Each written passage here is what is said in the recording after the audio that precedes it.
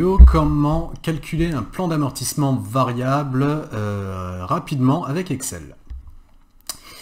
Alors, donc bon, je vais passer le travail de saisie.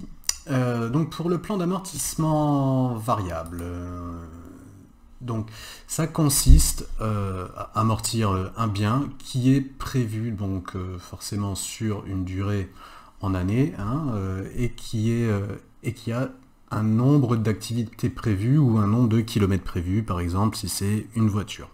C'est-à-dire qu'en gros, on va calculer l'amortissement, les dotations, en fonction de l'activité du bien. Donc, j'ai décomposé ce plan d'amortissement variable donc en deux parties. Les données qui restent fixes, les données qui ne sont pas à calculer, mais les données que nous recevons de base, donc avec la nature de l'amortissement, la durée en année, la date d'achat, la mise en service et l'activité prévue. Alors donc, on va un petit peu débroussailler tout ça, et on va surtout commencer à rendre le tableau un tout petit peu plus clair. Donc la nature de l'amortissement, donc c'est en euros, ça va être donc une machine, un outillage donc de fabrication de pièces, qui a un coût de 200 000 euros. Donc je vais dans cette cellule et je clique sur le format euros. La durée en année. Bon, la durée en année, ça j'ai pas besoin de le formater. Ici donc on sera sur un amortissement de 4 ans. La date d'achat donc ça sera le 20 juillet 2020, la mise en service le 26 juillet 2020 et enfin l'activité prévue, donc cette machine est programmée pour fabriquer, ou en tout cas programmée pour travailler pour l'entreprise, à fabriquer 600 000 pièces en tout. Alors là aussi c'est un chiffre qui est assez long, alors on va essayer de placer un séparateur de milliers. Alors pour faire ceci, je vais ici dans les formats de nombres, je clique ici sur standard pour dérouler le menu, je vais dans autre format numérique, dans personnaliser, voilà, et ici donc là c'est ma troisième ligne, celle avec le premier dièse, un espace, deux dièses et un zéro. Voilà, donc cette écriture permet donc de séparer les milliers entre eux. Ici on voit donc sur l'exemple, ici donc on aura bien le 600 écarté avec les trois autres zéros, ce qui rendra la lecture du chiffre un petit peu plus claire. Voilà. Je vais faire la même chose ici. Alors pour mon prévisionnel pièce, je vais faire la même chose avec ce nom. Voilà. Personnaliser, autre format numérique. Personnaliser, le dièse. Voilà, j'ai mon séparateur de milliers. Donc en dessous, donc mon tableau, c'est une suggestion de tableau d'amortissement. Alors, donc on aura l'année, ici donc caractérisé par n, n plus 1, n plus 2, n plus 3, on a bien 4 années.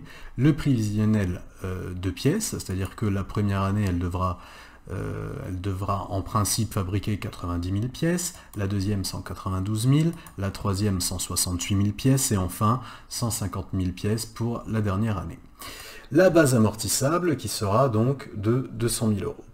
Le taux que l'on va calculer donc en fonction du prévisionnel pièce par rapport à l'activité prévue. La dotation, le cumul et la valeur nette comptable en fin d'année. Bien, alors, pour commencer, donc, dans le plan d'amortissement variable, le coût du bien amortissable constitue la base amortissable faite du tableau de plan d'amortissement. C'est-à-dire que pour toutes mes années, donc contrairement aux autres plans d'amortissement linéaires ou dégressifs, la base amortissable qui est la valeur nette comptable en début de période, donc ici on reste sur le coût d'achat de base, donc 200 000 euros. Alors ce que je vais pouvoir faire, comme ça c'est une cellule que je vais utiliser dans ces quatre lignes, sur ces 4 lignes dans mon tableau, je vais pouvoir, pourquoi pas, aller nommer ma cellule. Donc on avait déjà appris à nommer une cellule dans formule ici, nommer les cellules. On peut faire encore d'une autre manière. Je clique sur la cellule à nommer, c'est-à-dire ici 200 000. Je vais ici, là dans mon petit encadré, en haut à gauche, là où il y a écrit B6, et je vais nommer tout simplement, donc je vais mettre coût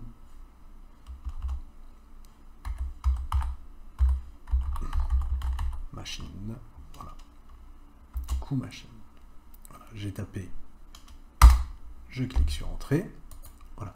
Et lorsque je retourne donc sur cette cellule, on voit qu'ici c'est plus B7 qui est écrit, par contre c'est coût machine. Donc ici, si je mets est égal à coût, alors il faut bien l'écrire avec l'accent sur le U, voilà. Ici donc j'ai la suggestion coût machine. Je clique, et donc en tapant sur entrée, j'obtiens bien les 200 000. Je copie toute cette rangée, hein, puisque ce sera ma base amortissable sur les 4 années. Je vais passer ça en autre format numérique, en monétaire. Hein. Voilà, hein, c'est 200 000 euros. Le taux. Alors, on va calculer le taux. Alors ici, donc j'ai laissé un petit pense-bête entre guillemets. Donc pour calculer le taux, c'est le prévisionnel pièce divisé par l'activité totale prévue, c'est-à-dire le nombre de pièces que la machine est censée fabriquer pour la première année, divisé donc par l'activité prévue, c'est-à-dire par le total de pièces qu'elle est censée fabriquer pendant son activité dans l'entreprise. Alors, je vais dans ma cellule est égale à, donc dans ma colonne taux, pardon, 90 000 divisé par et 600 000. Alors, voilà, donc là, et j'obtiendrai alors 15%. Si ça ne passe pas en pourcent, allez cliquer donc sur le format de nombre, pourcentage.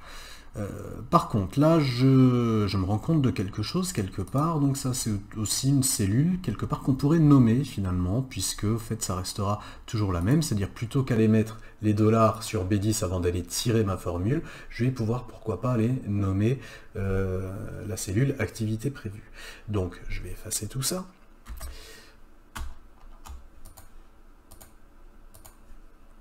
Voilà. Je vais sur ma cellule 600 000, qui correspond donc au nombre de pièces prévues, dans mon petit encadré ici en haut, et je vais noter, alors, je vais essayer d'abréger, hein, forcément, alors, acte, alors évidemment, il ne faut pas laisser un espace ou quoi que ce soit, c'est mieux de mettre un petit tiret du bas, donc, prév, hein, donc un prévisionnel, pièce, voilà. Ok. J'ai tapé sur OK. Voilà. Donc maintenant, je vais pouvoir rentrer donc ma formule et pouvoir la copier-coller un petit peu plus facilement. Donc, je prends mon prévisionnel pièce, qui lui sera variable en fonction des années, hein, et je le divise donc par, alors, la cellule donc, que j'ai nommée, activité, prév, pièce. Voilà. Et ça me donne 15%. Et maintenant, si je tire, voilà, j'aurai donc pour la première année 15%, 32% pour la deuxième année, 28% et 25%. Alors ce taux donc correspond à l'activité de la machine sur l'ensemble des 4 ans, donc sur une année. Voilà, donc cette petite astuce de nommer la cellule ici, là, qui sont fixes et qu'on va devoir réutiliser, voilà, elle m'évite tout simplement d'aller de retourner donc dans ma formule de cellule et de placer les dollars pour figer la cellule. Maintenant, si vous faites en figeant la cellule, si vous y pensez, il n'y a pas de souci. Le principal, c'est que le résultat soit le bon. Alors, maintenant, à partir du moment où j'ai le taux, je vais pouvoir calculer mes dotations. Donc, mes dotations seront tout simplement la base amortissable que je vais multiplier par le taux. Voilà, alors là, j'ai été, je ne sais pas pourquoi j'étais en format pourcentage, hein, pas de panique, je vais repasser ça en format monétaire. Voilà, donc là, j'arrive bien à 30 000 € de dotation. Je vais tirer jusqu'en bas pour avoir donc les dotations de toutes les années. Bien. Maintenant, je vais pouvoir donc calculer mon cumul. Alors ça, on l'a déjà vu dans les autres plans d'amortissement. Donc, je vais réexpliquer ici. Le cumul, c'est la première dotation à la main. alors, est égal à somme, pardon, ma première dotation, avec la dernière. Et je vais simplement verrouiller la première dotation, avec F4. Voilà. Alors, là j'ai des petits dièses, ça veut dire que mes cellules ne sont pas assez grandes. Voilà. Alors, donc là je peux déjà tout de suite noter que donc mon calcul s'avère juste, puisque sur mon cumul j'aurais bien amorti la base amortissable de départ, c'est-à-dire en tout cas le coût d'achat de départ de la machine. Bien, maintenant que j'ai calculé le cumul, je vais pouvoir calculer la valeur comptable nette en fin d'année. Alors, ça va se calculer donc comme ceci. La base amortissable, moins, tout simplement, bien le cumul. Voilà. Et si je vais copier-coller, tirer donc ma formule en bas, voilà, j'obtiens bien donc en fin d'année N plus 3, c'est-à-dire à la 4e année, une valeur comptable nette à 0 €. Voilà, alors une fois que vous avez fait ça, donc vous pouvez mettre en forme un peu donc comme j'ai fait, hein. Là, pensez au bon format, de chiffres, espérant donc que tout était relativement clair. Donc vous voyez, c'est quand même le plan d'amortissement variable, c'est quand même un travail quand même bon, relativement simple et rapide à mettre en place, un petit peu plus que les deux autres plans d'amortissement qu'on a pu voir. Voilà, donc c'était pour compléter un petit peu, pour compléter ce qu'on avait déjà vu ensemble. Voilà. Bien, eh bien, je vous remercie d'avoir suivi cette vidéo et je vous dis à très bientôt.